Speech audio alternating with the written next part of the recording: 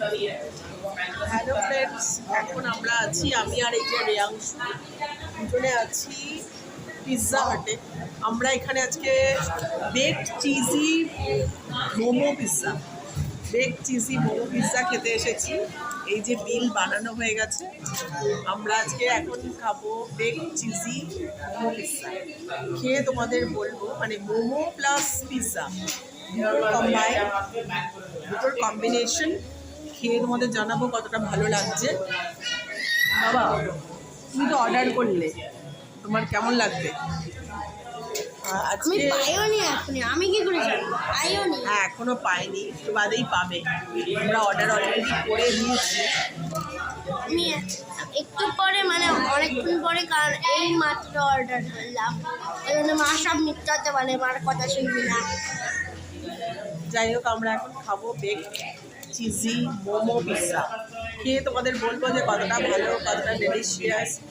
এটা রয়েছে পিৎজা হাটে রয়েছে, এটা যাচ্ছে সিটি সেন্টার 1-এ।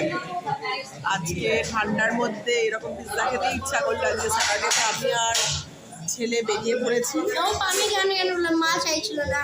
ও, রেয়াংশু ঘ্যান ঘ্যান করছিল। মা সব কিছুতে মিথ্যাতে বলে, বললাম। রেয়াংশু বারবার বলছিল যে আজকে খুব স্পাইসি খেতে ইচ্ছা করছে, আজকে খুব ডেলিশিয়াস কিছু ফুড খেতে ইচ্ছা করছে। আমি তখন ওকে অনেকগুলো অপশান দিলাম, বললাম কি খাবে? ও বললো পিৎজা। খেয়ে তোমাদের জানাবো যে কতটা ভালো লাগছে, ঠিক আছে? এই যে আছি আমরা এখন পিৎজা হাটে।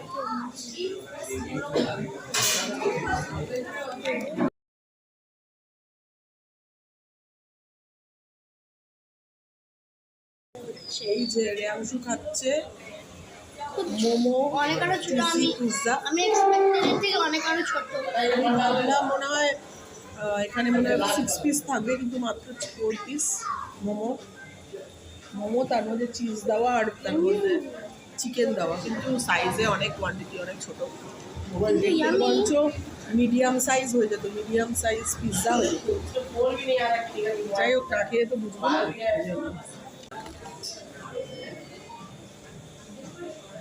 কেমন লাগবে তোমার? ভালো, কিন্তু এখনই স্যাড লাগছে, এতে কোয়ান্টিটি ছোট। হ্যাঁ, কোয়ান্টিটি অনেক কম, টেস্টি খেতে, কিন্তু মাত্র 4 পিস। প্লিজ, যেটা 79 কেনা হবে ওইটা।